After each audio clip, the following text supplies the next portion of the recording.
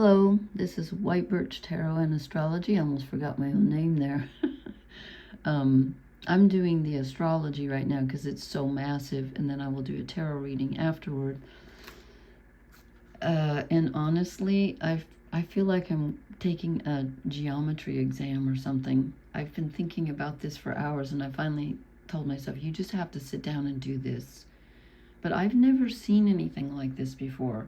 I've been doing this for a long time, and I've never seen anything like this before. It's astounding, really. And I probably won't get to all of it, so I'm just going to do my best.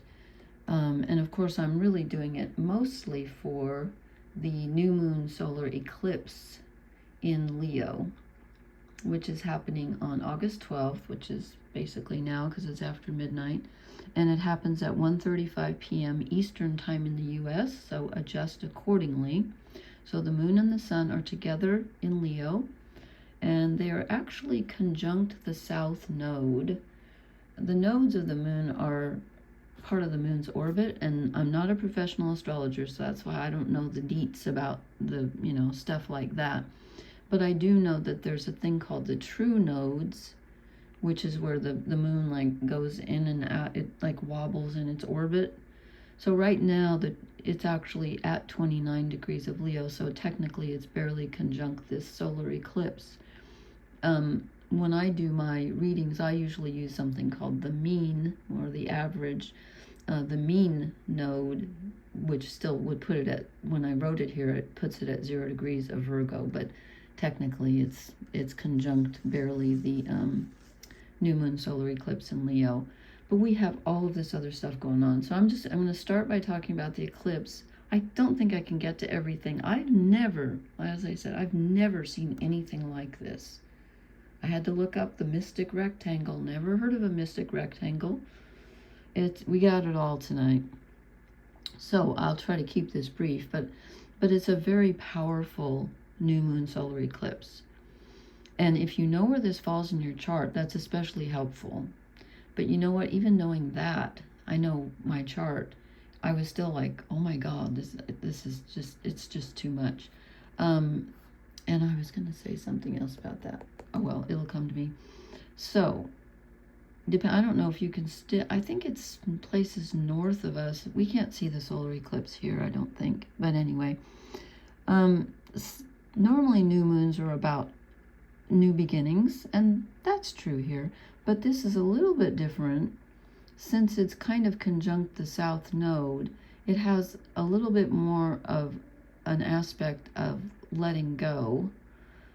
And so it's kind of like we start over by letting go, if that makes any sense.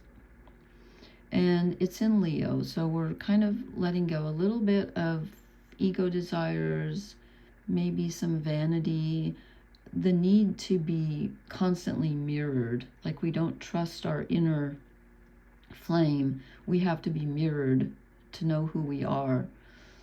And Leo, to me, I have a Leo rising. Leo to me gets a lot of bad press because when people talk about Leo, they always talk about the drama queen or king or whatever, and how Leos love to be admired.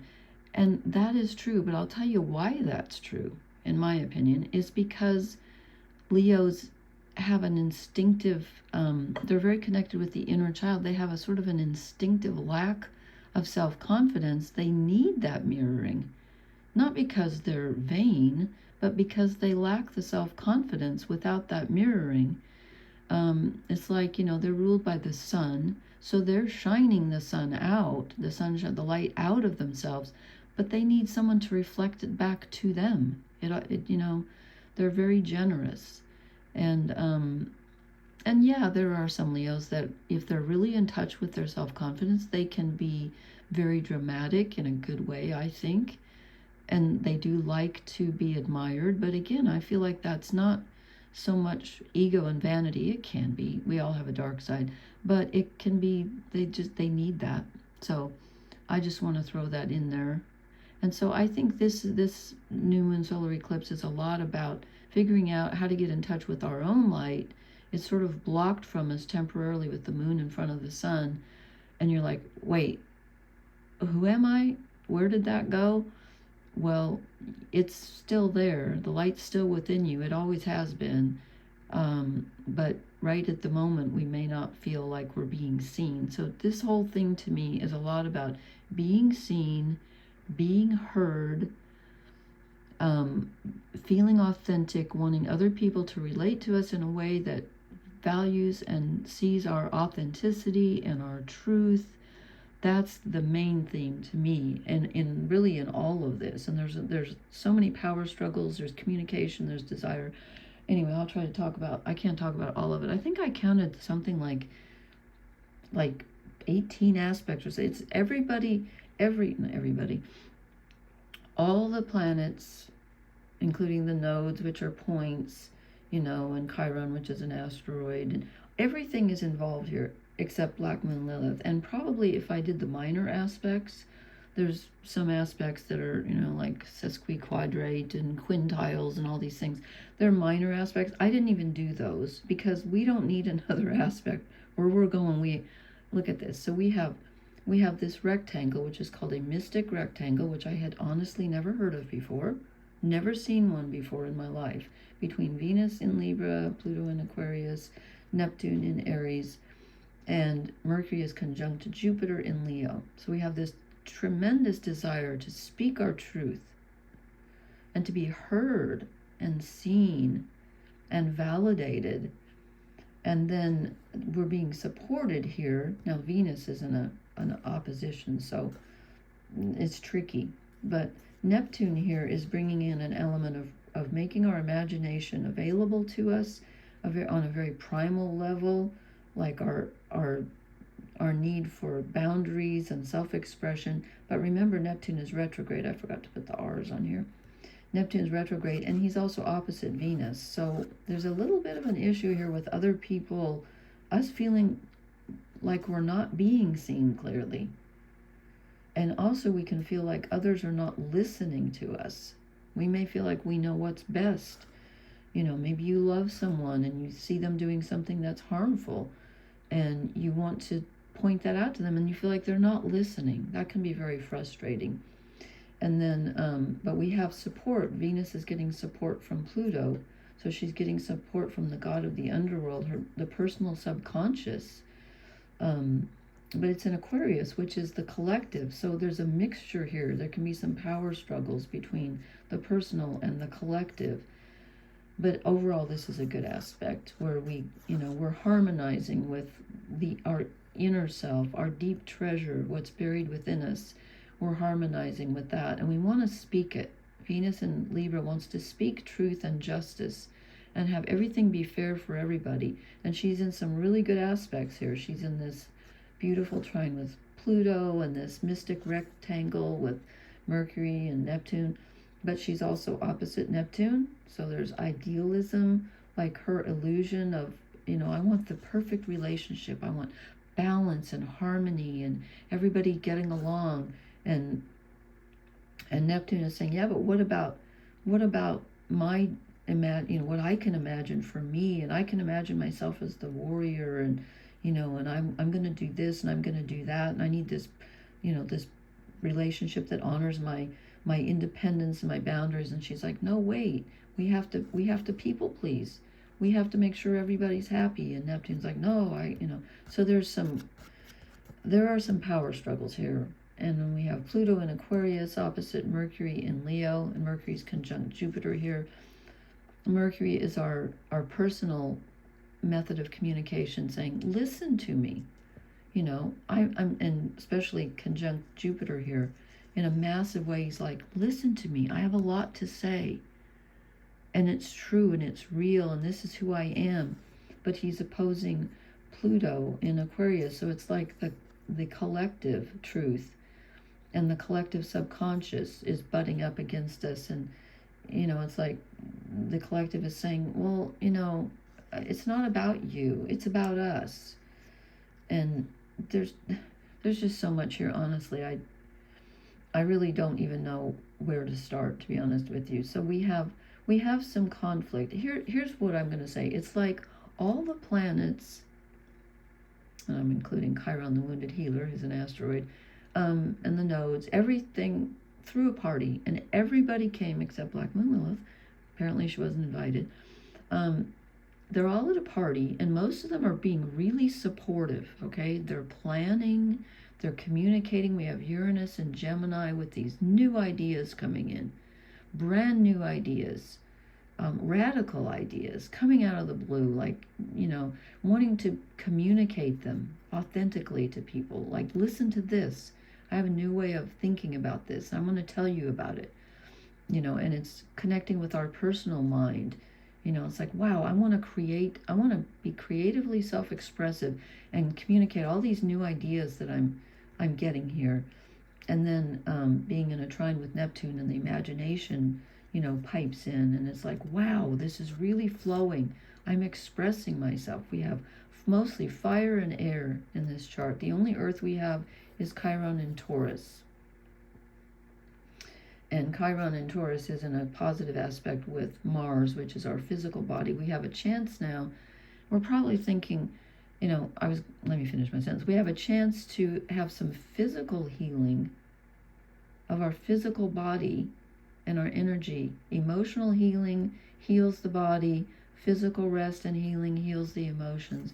And there's so much going on. We're probably thinking right now, thanks, Chiron, but I'm kind of tired. Can we heal tomorrow? That's the way I feel, but it's there, so it's supportive. But so we have our our physical bodies and our energy and our spiritual energy in Cancer, this very emotional childhood, mothering, nurturing, place where Mars doesn't really like to be. He's fire. This is water. This is the only water. Everything else is fire and air. And you know what happens when you get fire and air together? It makes the fire bigger. Fire and air love each other. So Mars is kind of struggling here. I would say of all the planets, yes, Venus is opposite Neptune. Yes, Mercury and Jupiter are opposite Pluto. But I feel like Mars is getting the worst of it because he's at the head of a T-square. So our physical bodies, our spiritual willpower is really being put to the test here, because he's at, what is he at? Oh, he's at the head of a T-square. I was like, wait, that's a triangle. It's actually a T-square, because these are opposite each other, and he's squaring. So Mars is squaring Neptune and squaring Venus, and these two are opposite each other. So we have a T-square. So the focal point here, there's a lot of pressure on the physical body, the willpower, and the spirit, the get up and go. And as I said, Mars in Cancer is kind of like, oh, do we have to deal with so much emotional stuff? Yes, we do. And there's a lot of communication going on and a lot of relationship energy. And think about it. Where do we grow? We have a huge opportunity here for growth. Growth never comes without challenge, and we have a lot of challenges. So we have a lot of opportunity here to grow because of all the challenges and the support. It's both. It's kind of like, somebody says, you're going to go camping in the Arctic. And you're like, I don't think I want to go. But then somebody comes along and brings you, everything that you need. It's like you have the support you need. The journey has begun, so you can either go kicking and screaming or you can go willingly. But go you will, because this is astounding energy. So I counted so many things. I can't even get into them all. Let's see. Make sure I said everything about the eclipse. Oh, I wrote down some questions here.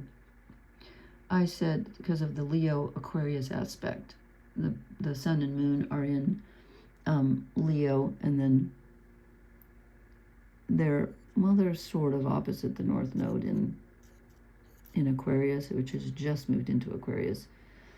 But there is an aspect of the question, because of the nodes, where does our unique light fit into the collective? And what groups do we fit into? So it's about belonging versus creating and expressing. Because the nodes, as I said, the nodes are just moving into Aquarius and Leo where they've been in Virgo, and I should say Pisces and Virgo. They go backwards always. And so we're moving from, like, the question we were asking when they were in Pisces and Virgo is, how do we serve the universal, and vice versa? How does it serve us? And how do we do the details versus the big picture? There's like being versus doing.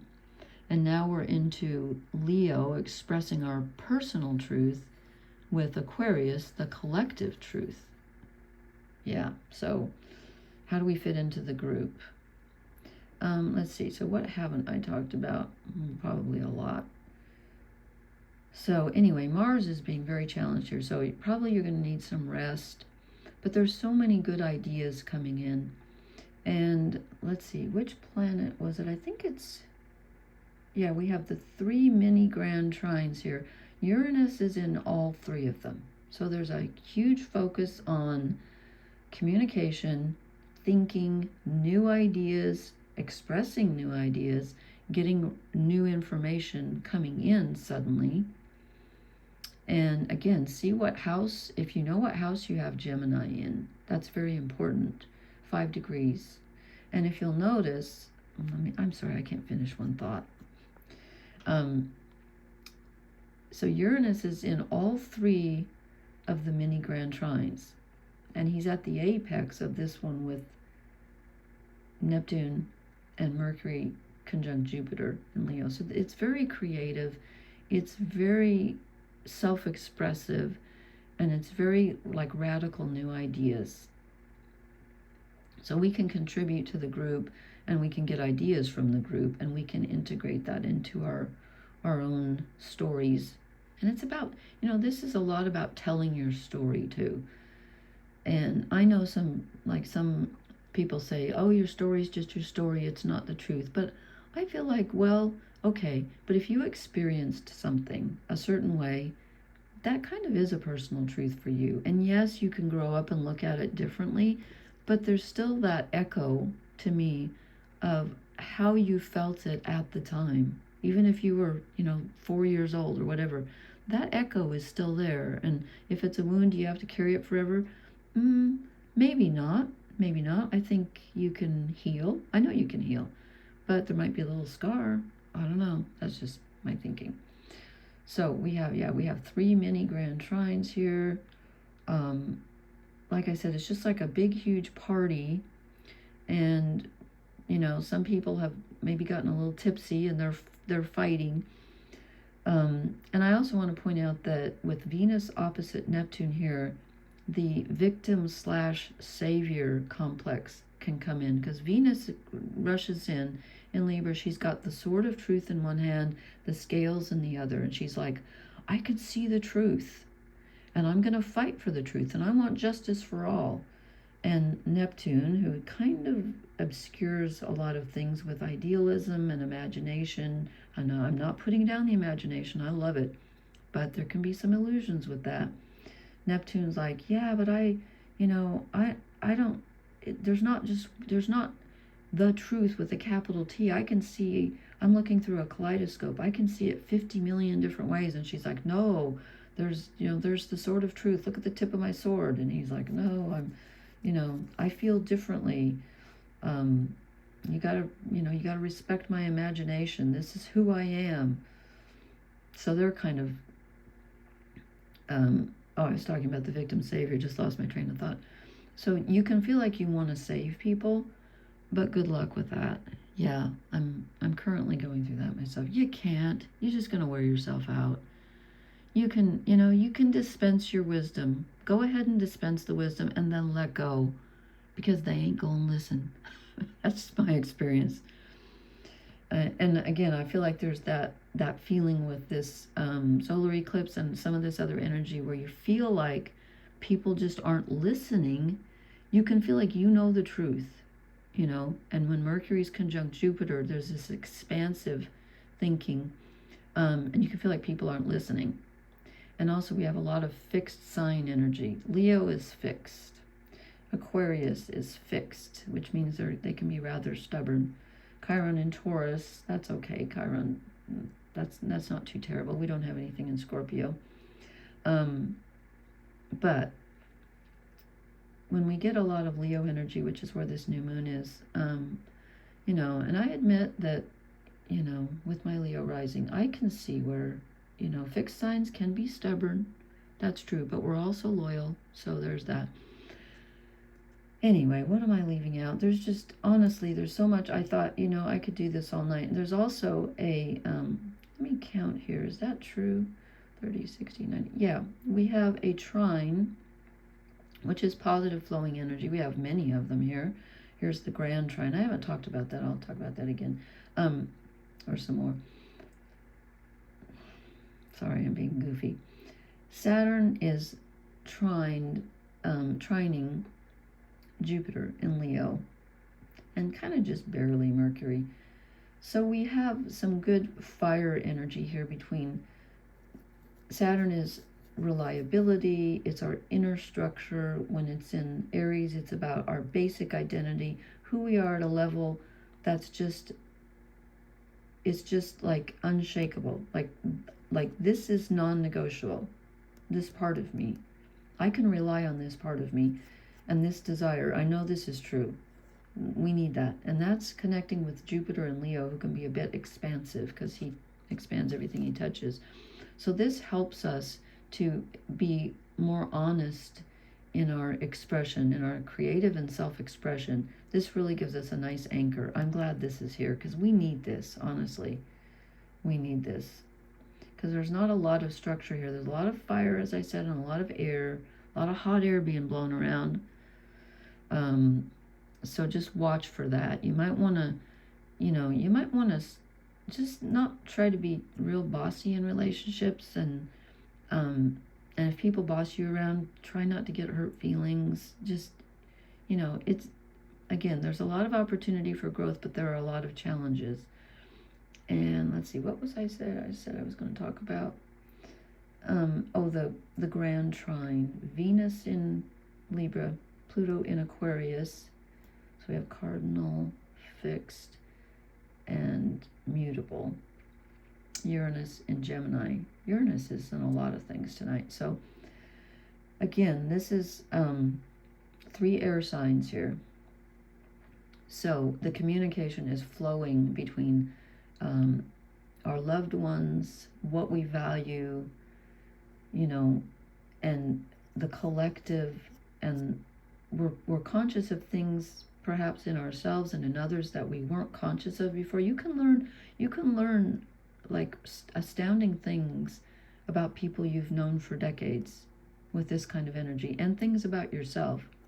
And you can also look at things in a new way, and people can communicate with you in ways that they never have. There's a real opportunity here for like intimacy, but also objectivity, where you can not get, you know, sucked into it with really super emotional. As I said, Mars is the only thing we have here in water, so we need to watch out for that a little bit.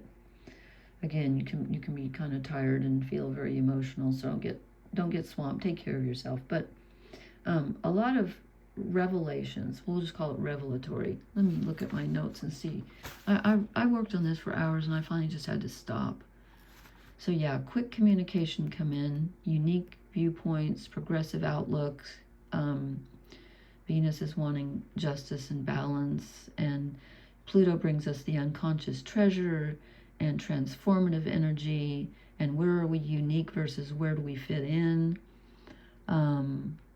What we use there, and we can hear some really interesting things or read things that kind of helps us balance our relationships and what we value. Oh, and you know, and Mercury's in a lot of these aspects too. And don't forget that Mercury is a transformative agent in alchemy. So he's the bridge between the body and the soul. So there's really transformation is possible here on many levels. So with Pluto there, it's like what's buried in the darkness for us and the collective. And then Neptune, it's like what's possible, but also where are you being fooled? Where are you fooling yourself? It's in Aries. Where are you fooling yourself? But since this connection with Venus, you could be feeling fooled by other people too. There's that.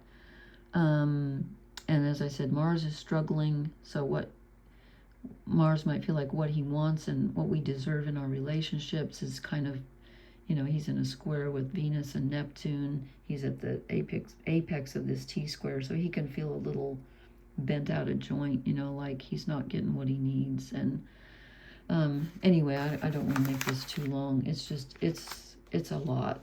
And I think I'll pull some cards, but since I'm sort of worn out, I prepped so much for this. You probably wouldn't know it, but I truly did. Because I didn't, like I said, I didn't even know about this mystic rectangle. So I learned something. Anyway, this is a lot, and I'm going to pull some archetype cards. So if you're interested, I'm going to go ahead and post this while I'm pulling the cards, and then I'll post the other. But just, let me know how this is treating you. And I forgot to put my email address in the last. People don't generally email me to help them with their charts, but I wish it would let me email you your chart. I would love to do that, but it won't let me.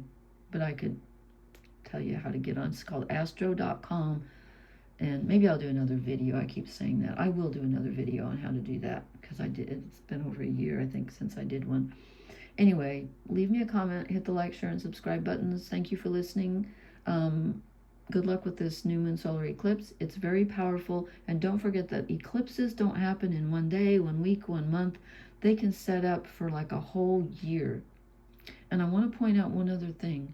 This happened to me in my personal life, so I'm pointing it out in case anybody else. But this solar eclipse is so close. I think it's 8 degrees off from where the total solar eclipse that we saw in the U.S. I missed it. Anyway, never mind. It was a bad year. This is only, I think it's 8 degrees off. I think it happened on August 21st, 2017. I feel personally, now this might just be for me. To me, this is closing out something. Not closing out totally, but it's winding it down, something that started in 2017. Yeah, very, very similar position here. So just pointing that out. But anyway, thank you for listening, and blessings, everyone. Good night.